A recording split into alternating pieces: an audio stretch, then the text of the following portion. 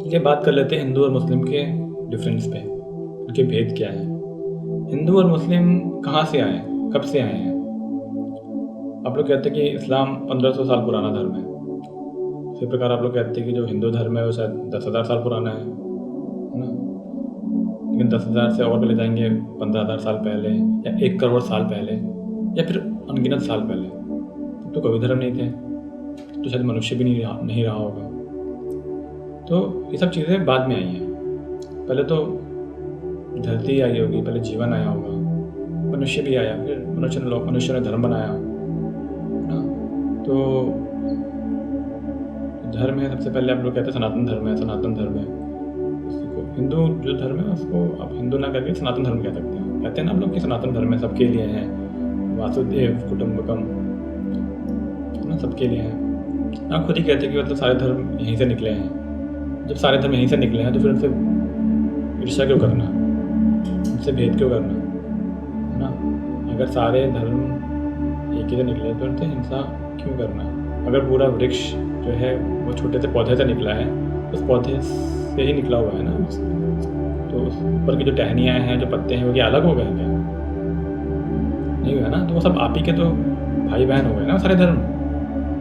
लेकिन आप कहते हैं कि नहीं, वो तो मेरी बात मान ही नहीं रहा है, वो तो अपना अलग ही जा रहा है, तो मैं से नफरत करूँगा। अरे वो ना माने, क्या दिक्कत है?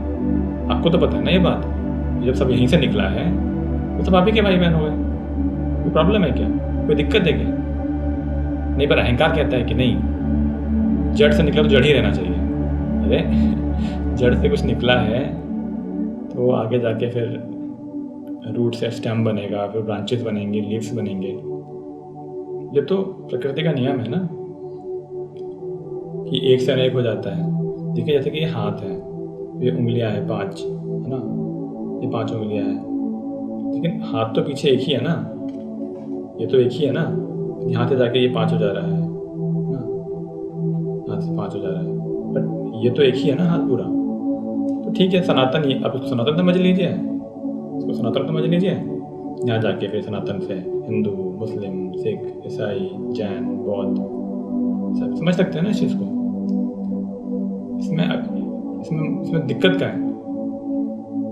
ऊपर से आप लोग कहते हैं कि आपके धर्मों में आपने सुना होगा कि कण कण में राम, आप लोग कहते हैं ना, श्री राम में सब जग जाना। जो श्री राम में सब जग जाना है, फिर जो कण कण में राम जो आप लोग कहते हैं, फिर तो हर जगह राम ही राम हुआ है। मंदिर में राम, मस्जिद में राम, गिरजाघर में राम, कहाँ नहीं है राम? तो क्यों उन लोगों से आपको नफरत हो रही इतनी? अगर वो लोग राम को किसी और नाम से पुकार रहे हैं तो आपको क्या दिक्कत है? वो नहीं होनी चाहिए दिक्कत। और मैं वही बात मैं उन लोगों से भी कहता हूँ कि आप जिसको मोहम्मद कह रहे हैं या फिर किसी और नाम से पुकार रहे हैं, उसको कोई राम कहता है या कोई किसी और नाम से पुकारता है, तो आपको दिक्कत नहीं होनी चाहिए। जैसे आप लोग कहते हो कि मस्जिद में अजान से हेट स्पीच होती है। नहीं भाई, हेट स्पीच नहीं होती है। वो जो कहते हैं उसका यही मतलब होता है उस अजान का कि अल्लाह के सिवा कोई इबादत के योग्य नहीं है। यही उनका कहता है, आप लोग वेरीफाई कर लीजिएगा कि अल्लाह के सिवा कोई इबादत के योग्य नहीं है। तो बेसिकली वो क्या कह रहे हैं कि राम के सिवा कोई इबादत के योग्य नहीं है। वो तो वही बात कह रहे जो आप कह रहे थे। इस बात को तो आपको भी ये बात तो आप ही कहते हो। हाँ, बस वो राम को वो अल्लाह कह देते हैं। हाँ, लेकिन ये बात की समझ उनको है ना, ये बात की समझ आपको है। आपको लग रहा है कि नहीं, वो तो अल्लाह की बात कर रहे हैं, अल्लाह तो अलग चीज़ हो गई, वो तो उनके भगवान हो गए। और थोड़ी देर पहले अभी भी आपने एक्सेप्ट किया था कि कण कण में राम, अल्लाह भी राम, वाहिगुरु भी राम, मोहम्मद भी राम, हर जगह केवल राम ही राम है। यार तुम देख नहीं पा रहे हो, तुम्हारी प्रॉब्लम है।